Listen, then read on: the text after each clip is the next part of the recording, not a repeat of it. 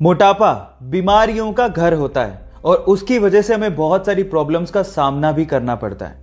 लेकिन गाइस, मैं आपको आपकी जानकारी के लिए बता दूं कि जो लोग स्लो ईटर्स होते हैं, मतलब जो खाने को धीरे धीरे चबा के इत्मीनान से खाते हैं, उनके मोटे होने की संभावना काफ़ी कम होती है। लेकिन मोटे लोगों के साथ ऐसा नहीं होता है। मोटे लोग, आपने कभी गौर किया हो तो वो बहुत ज़्यादा फास्ट खाते हैं, चबा के नहीं खाते। इस वजह से उनके मोटापे की प्रॉब्लम और ज़्यादा बढ़ते जाती है। इसका मतलब क्या हुआ? इसका मतलब ये है कि अगर आप अपने मोटापे की प्रॉब्लम से परेशान हैं और उसे कम करना चाहते हैं तो आप अपने खाने को इत्मीनान से धीरे धीरे चबा के खाएं। आपने कहावत तो सुनी होगी, 32 बार चबा के खाना, जिससे आपका जो खाना होता है वो अच्छे से क्रश हो जाता है। और ये करने से, इस हैबिट को अपनाने से आप अपने मोटापे को कंट्रोल कर सकते हैं। ये इंटरेस्टिंग फैक्ट जान के आपको कैसा लगा, चैट सेक्शन में लिखना मत भूलिएगा। गाइस, क्या आपको पता है कि भूटान इको फ्रेंडली कंट्री होने के साथ साथ पूरी ही दुनिया की इकलौती कार्बन नेगेटिव कंट्री भी है। पर सवाल यह है कि आखिर कार्बन नेगेटिव कंट्री होती क्या है? डोंट वरी, मैं आपको बताता हूं। इसका मतलब यह है कि भूटान जितनी CO2 प्रोड्यूस करता है उससे कहीं गुना ज्यादा वहां के फॉरेस्ट CO2 को एब्जॉर्ब कर लेते हैं, जो कि हमारे एनवायरमेंट के लिए बहुत अच्छी बात है। पर यह सब पॉसिबल हो पाया है वहां के लोगों की सोच की वजह से। जैसे कि सन 2016 में भूटान की महारानी ने एक राजकुमार को जन्म दिया और बजाय बड़ी सी पार्टी देने के वहां के राज परिवार ने 1,08,000 ट्रीज को भूटान में प्लांट किया। कितनी अच्छी सोच है ये। आपका इसके बारे में क्या विचार है? चैट सेक्शन में लिखना मत भूलिएगा। आप लोगों ने अपनी साइंस की किताबों में एटम के बारे में ये तो पढ़ा होगा कि एटम के 3 बेसिक पार्टिकल्स होते हैं, इलेक्ट्रॉन, प्रोटॉन और न्यूट्रॉन। लेकिन इंटरेस्टिंग स्टोरी है इनकी डिस्कवरीज को लेके। इलेक्ट्रॉन की डिस्कवरी सन 1897 में सर जे थॉमसन ने अपने कैथोड रे ट्यूब एक्सपेरिमेंट से की थी।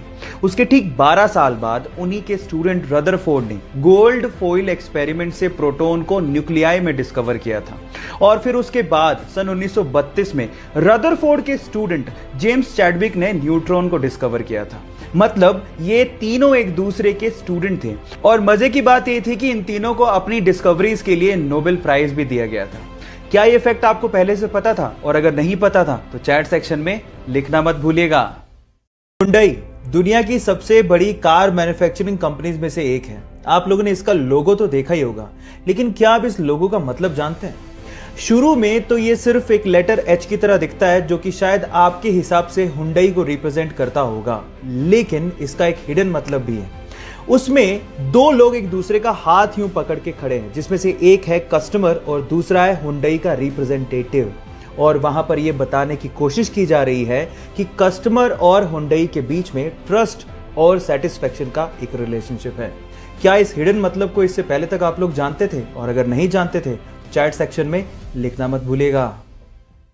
गाइस, आप लोगों ने लोयन, टाइगर, इन सब स्पीसीज के बारे में तो सुना होगा, लेकिन क्या आपने कभी लाइगर के बारे में सुना है? Liger, LIGER। अब आप लोग कहोगे कि ये क्या है? डोंट वरी, मैं आपको बताता हूं। जब एक मेल लोयन और एक फीमेल टाइगर आपस में क्रॉस ब्रीडिंग करते हैं तो उससे जो ब्रीड पैदा होती है उसे लाइगर कहते हैं।